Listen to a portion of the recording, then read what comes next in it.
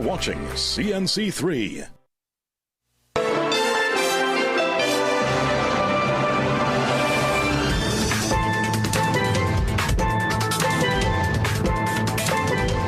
Good afternoon and welcome to the Midday News here on CNC3 and the TBC Radio Network. I am Bhavita Gopal-Chan. Thank you so much for joining us. Top of the news at this time, WiPay owner Aldwin Wayne has dismissed allegations that his company mishandled government funds or was responsible for a crash of the online fixed penalty notice payment system. Wayne says WiPay is only a software provider, explaining that all payments are deposited directly into government-approved bank accounts, meaning the company never receives or holds government revenue. He said claims that WiPay retained public funds are therefore false. He also denied reports that the fixed penalty notice payment platform had crashed, saying the U-turn system remained operational and that any issue with the government's website would not be caused by WiPay's payment software. Wayne said WiPay has provided online payment services to the government since 2016 without any issues. WiPay never got $1 of the ministry's money because it's not set up in such a way.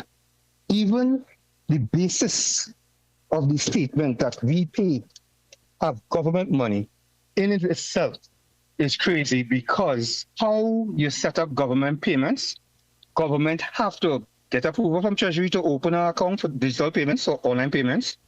And then they say, okay, WiPay, we have a bank account set up. We need you now to put our software on top of that. Wayne says WiPay owns the intellectual property rights to court pay. CNC3 News understands Cabinet discussed the platform's expansion across government services last July. Finance Minister Devendranath Thakur, Minister in the Ministry of Finance Kennedy Swarat Singh, and Transport Minister Eli Zachar were contacted for comment, but no responses were received up to news time. And the Scrap Iron Dealers Association says it supports government's plan to reopen the country's steel mill, but it's warning against any move to ban scrap metal exports. Association President Alan Ferguson says dealers have no objection to selling scrap to the new mill, provided they receive the international market price. However, he disputed claims by Trade Minister Kama Miraj that the reopened mill will process every type of scrap metal produced in TNT, saying some materials would still have to be exported. He notes the current ban on copper exports will not stop copper theft unless the industry is better regulated. However, he warned that there must be proper pricing for scrap metal. We welcome the steel mill opening, and we have absolutely no problem long they stick with buying the price from us, the same international price from us. We will have no issue with them, because we think it will speed up all that what we're doing and make things easier.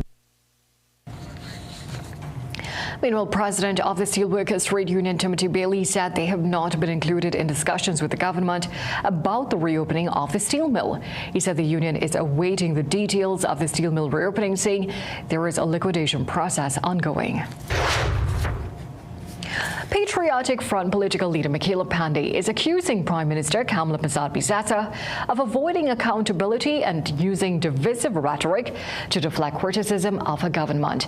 In a Facebook post, Pandey questioned the administration's continued comparisons with the former PNM administration and criticized its response to concerns over the state of emergency and preventive detention orders. She argued that governments should answer difficult questions rather than change the conversation. Meanwhile, the opposition leader wants the police commissioner to explain what she says was a breach of the law in the handling of court documents linked to the Balisier House probe. Penelope Beckles insists the PNM has nothing to hide about the funding of its headquarters. She said the land was bought about 65 years ago and the building was funded through donations and fundraising efforts, including car raffles. Beckles said an unexplained wealth order dated July 10th was served on PNM General Secretary Foster Cummings and later on herself. Now, the order requires the party to provide financial and other records related to the funding of the multi-million-dollar building. However, Beckles argues that the 2019 Civil Asset Recovery Management and Unexplained Wealth Act requires such proceedings to remain sealed and confidential. She claims affidavits and other court documents were already in the public domain before they were served and is demanding an explanation as to how that happened.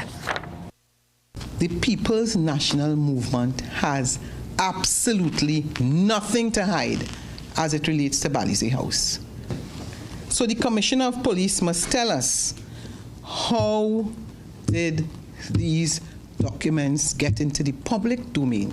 That it was there on the press and everything was there for the public to know. Beckles added that as the matter progresses, the party will ensure that a proper legal team is assembled. She was speaking at an opposition media briefing yesterday. Media ambassador for the police service, ASP Owie Russell, says no stone will be left unturned to apprehend the two remaining men responsible for the death of Police Constable Romel Douglas. Speaking on CNC3's The Morning Brew program today, Russell said he worked with Douglas in the Western Division. Police say the 48-year-old officer was sitting in his vehicle along South Bank Road around 11:05 p.m. when gunmen approached and opened fire. Douglas managed to shoot one of the attackers during the exchange, who died at the Arima Health facility. He was later identified as 19-year-old Aditola Amon. Russell recalls Douglas's dedication to duty. That gentleman he was a very good officer. He was always ready, always came to work in that frame of mind to work, always tactical, always ready, always. And you know, he liked the hours in the night. So he started going out and get 11 to 4. He was never interested in promotion. He said he wanted to stay and guide the officers in the charge room. Spent quite a bit of his career in the criminal investigation department, a wealth of knowledge. Commenting on the national conversation over the leaking of a private conversation between two women that led to their detention for over a month, Russell said freedom of speech does not mean freedom to say anything you want. You have the ability to criticize the government and stuff like that, but you have to be careful where you take it, how far you take this criticism. When you look at the different acts, because there's harassment, so you continuously going online and saying something negative. We have libel, we have slander.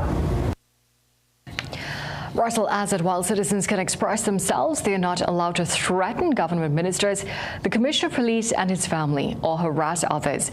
He says laws were created to prevent such things. Let's take a short break. Sport news up next. Things don't always go as expected. Be ready with Trinry for auto, home, business and group life. Call us at 800 TRIN or visit trinry.com today. Huge insurance premium. Pay your premiums bit by bit with FlexiPay from Trinry. For more manageable auto, home and commercial insurance payments, call us at 800 TRIN or visit trinry.com today. Trinry, premier insurance coverage for less. Once my light on, green light, Steve. It's Lama. Bounce, nice Steve. Bounce, nice Steve. Nice Steve. Bounce, nice Steve. Pop, love, bounce. Happy, happy, happy, happy, Once my light on, green light, Steve. Bounce, nice Steve. Bounce, nice Steve. Sheikleisha Limited, the Caribbean's largest manufacturers of plain and printed paper bags, leaders in plastic bags, vermicelli, split peas powder, and greaseproof paper, ideal for doubles, french fries, and sandwiches. Supplying stores nationwide. For quality products, trust Sheikleisha Limited, 665-3336. The biggest party in sport is back! Catch every TKR match live and exclusively on CNC3, August 7th through September 20th. You don't want to miss the action. The Republic Bank CPL 2026, only on CNC3. Passion, energy, and cricket live here. Special thanks to our title broadcast sponsor, Republic Bank.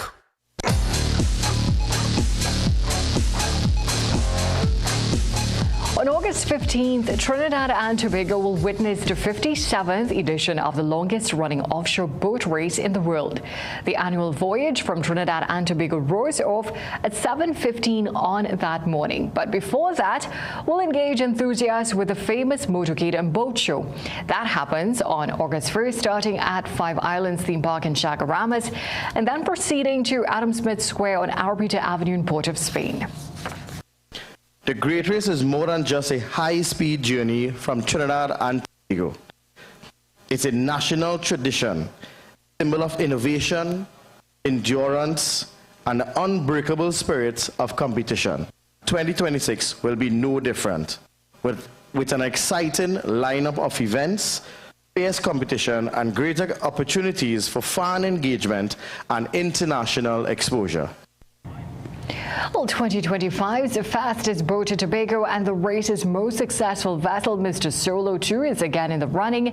This year, however, a third generation of famous Charles family will be indoctrinated. Christopher following the footsteps of his father Hayden and grandfather Kenneth. He's racing a boat named Big Yellow, which is built using the hull previously belonging to the Mr. Solo brand name. I mean, it is my first time driving to Tobago. You know, I'm just excited. I don't really have any expectations. You know, I wasn't really expecting to even get this opportunity, but Devo, someone who I'll be racing with, texted me and he asked me if I wanted to race, and I said, of course. So I'm taking out the boat for the first time. Well, that's for sport. It's back to a break. Things don't always go as expected. Be ready with Trinry for auto, home, business and group life. Call us at 800 TRIN or visit trinry.com today. Huge insurance premium. Pay your premiums bit by bit with FlexiPay from Trinry. For more manageable auto, home and commercial insurance payments, call us at 800 TRIN or visit trinry.com today.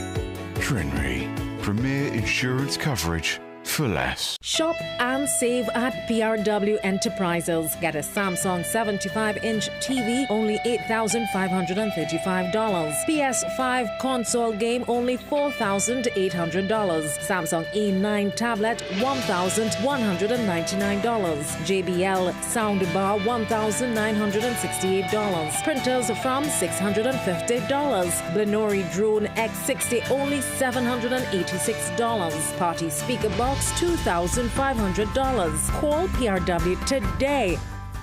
Welcome to a new era of driving in Trinidad and Tobago.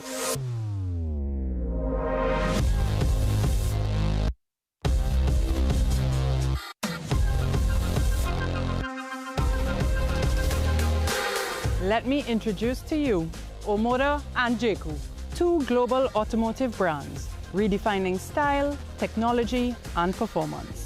This is just the beginning.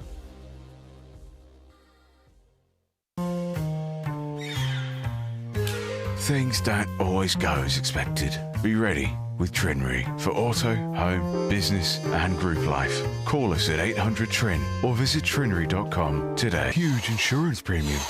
Pay your premiums bit by bit with FlexiPay from Trinry. For more manageable auto, home and commercial insurance payments, call us at 800 TRIN or visit trinry.com today. Trinry, premier insurance coverage for less. Bahamian authorities have intercepted a vessel carrying 54 Haitian migrants, including a 3-year-old child, and seized suspected cocaine and marijuana. The Defense Force says the operation was conducted with support from U.S. authorities after intelligence was received about a vessel suspected of illegal migration and drug trafficking. The migrants and suspected narcotics were taken into custody for processing. In a separate operation, authorities also seized nearly 2,300 pounds of suspected marijuana and arrested 3 Bahamian men.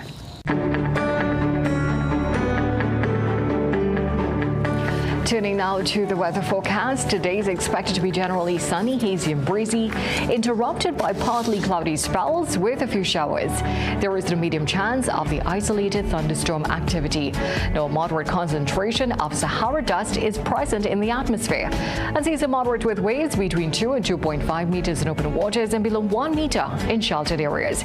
The forecast maximum temperature is 32 degrees Celsius in Trinidad and 31 in Tobago. Well, thank you so much for joining us for a look at the day's developments so far. We love these stories and so much more coming up for you in a major newscast at 7 p.m. today. Until then, have a great day.